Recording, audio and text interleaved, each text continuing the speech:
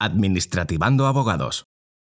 Hola a todos, bienvenidos a este espacio de actualidad de Administrativando Abogados. Hoy tenemos la suerte de contar con Óscar Moreno Corchete. Él es profesor de Derecho Constitucional en la Universidad de Salamanca e investigador en el Centro de Investigación para la Gobernanza Global de dicha universidad. Buenas tardes. Muy buenas, ¿qué tal?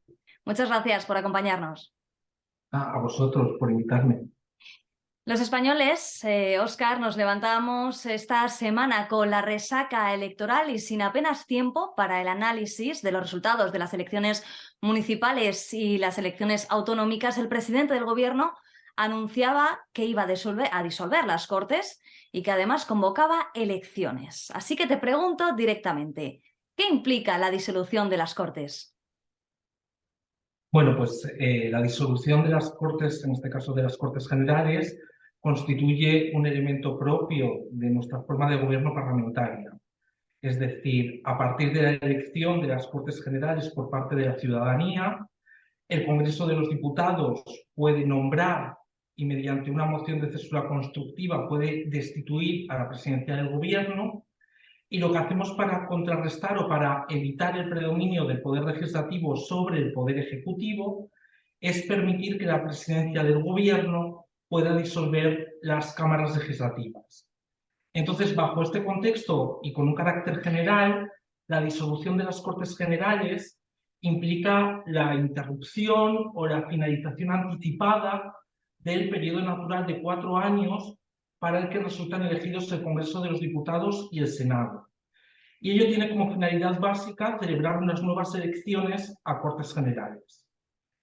Entonces, tras esta definición, esta disolución de las Cortes Generales o esta acción se produce por la concurrencia de determinadas situaciones o por el impulso de la presidencia del Gobierno.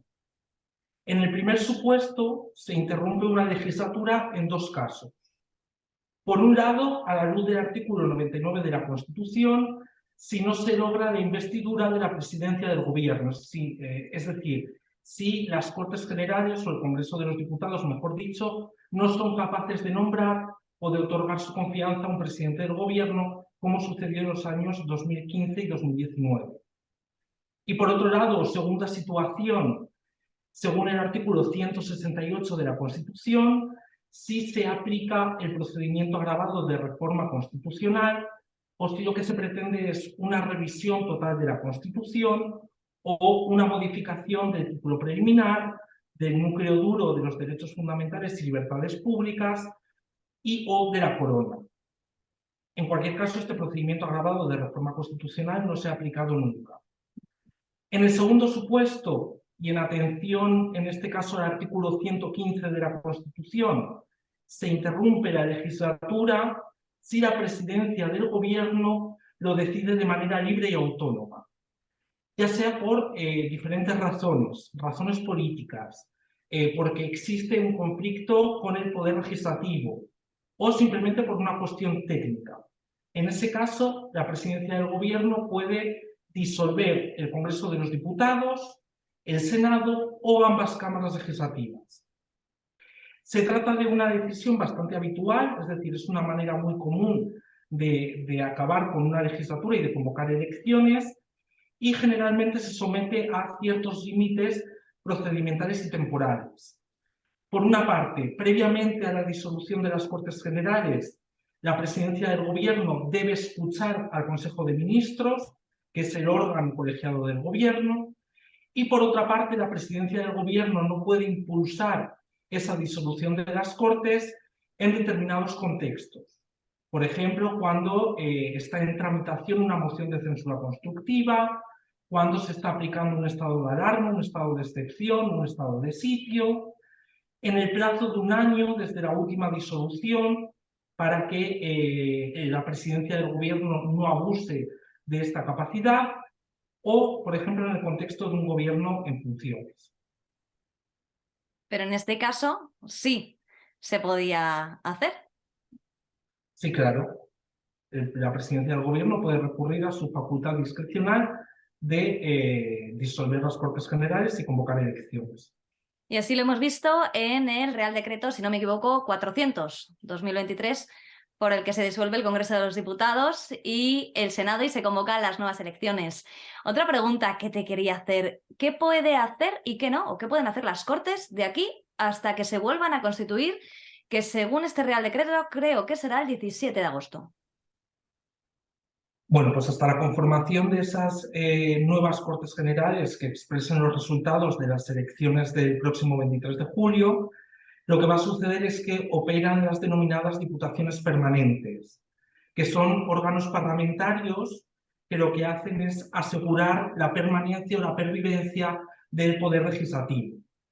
Estos órganos se regulan en concreto en el artículo 78 de la Constitución y en los reglamentos parlamentarios, es decir, en las normas de funcionamiento interno del Congreso de los Diputados y del Senado. La composición de estos órganos, según la Constitución, es de al menos 21 miembros y lo que hacen es reproducir el equilibrio de fuerzas políticas o la diversidad de fuerzas presentes en las cámaras legislativas. Entonces, partiendo de esa composición, las funciones que asumen son al menos dos. Y son dos que se encuentran muy ligadas a la Diputación Permanente del Congreso de los Diputados y no del Senado. Primera función, pues según el artículo 86 de la Constitución, la Diputación Permanente se pronunciará sobre la convalidación o sobre la derogación de los decretos leyes que impulse el Gobierno.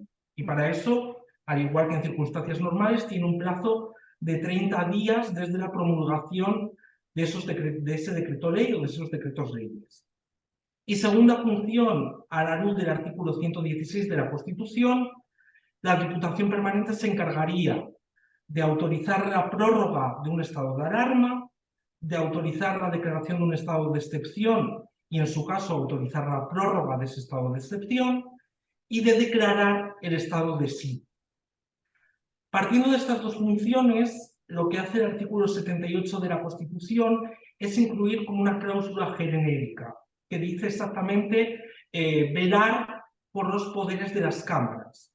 Bueno, se trata de un concepto jurídico bastante indeterminado y que se define en la práctica o caso a caso. Entonces, fundamentalmente, lo que van a hacer esas diputaciones permanentes son las dos funciones que ya he enumerado y, desde luego, se trata de una amplia reducción de funciones respecto a las funciones clásicas que tienen las Cortes Generales, que son la función legislativa, la función presupuestaria y el control de la acción del Gobierno. Y con respecto al Ejecutivo, ¿el Gobierno también queda limitado en sus funciones? Pues el Gobierno también quedará limitado si partimos de las funciones generales que se sitúan en el artículo 97 de la Constitución. Lo que hace un Gobierno en circunstancias normales es asumir la dirección política, es decir, impulsar y orientar la actuación de otros órganos del Estado en el ámbito de la política interior y de la política exterior. También se ocupa de la dirección administrativa, de la dirección de la defensa del Estado y de la función ejecutiva y de la potestad reglamentaria. Entonces, según el artículo 101.2 de la Constitución, hasta que se forme un nuevo gobierno, el gobierno cesante pierde algunas de esas funciones. En concreto, si nos remitimos a la ley de gobierno y al artículo 21 de esa norma, este gobierno en funciones no va a poder proponer la disolución de las Cortes Generales o de una de sus cámaras, tampoco podrá plantear una cuestión de confianza, es decir, preguntar a las Cortes Generales si mantienen su confianza en ese gobierno, proponer un referéndum consultivo, aprobar el proyecto de presupuestos generales del Estado y presentar proyectos de ley. Entonces, todas esas funciones no las puede ejercer. Y un asunto bastante interesante que surge en el año 2015, cuando se introducen unas nuevas cortes que son incapaces de formar gobierno y, por tanto, el gobierno en funciones se prolonga durante un largo periodo de tiempo, es si esas nuevas cortes tienen la capacidad de controlar la acción del gobierno. Es decir, si el gobierno tiene que rendir cuentas ante unas Cortes Generales que no son las que lo han elegido.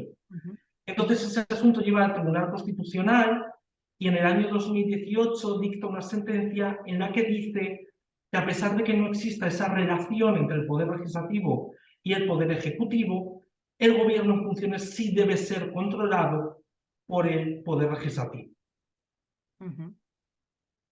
Otra o la última pregunta, que sabemos que estás muy ocupado. La última pregunta que queríamos hacerte es si en este momento decaen los proyectos de ley que se encontraban en este momento en tramitación. Pues efectivamente, la disolución de las cámaras legislativas o de las Cortes Generales implica que todos los asuntos que estaban en tramitación decaigan y serán las nuevas Cortes o las mayorías que se alcancen en las nuevas Cortes las que determinen si algunos de sus asuntos, algunos de sus proyectos, iniciativas, proposiciones se retomen o empiecen de nuevo la tramitación en ese nuevo ciclo o en esa nueva legislatura. Pues muchísimas gracias por tu tiempo, Óscar Moreno Corchete, por haber estado con nosotros en Administrativando Abogados y haber respondido todas nuestras preguntas. Nada, gracias a vosotros. Hasta pronto.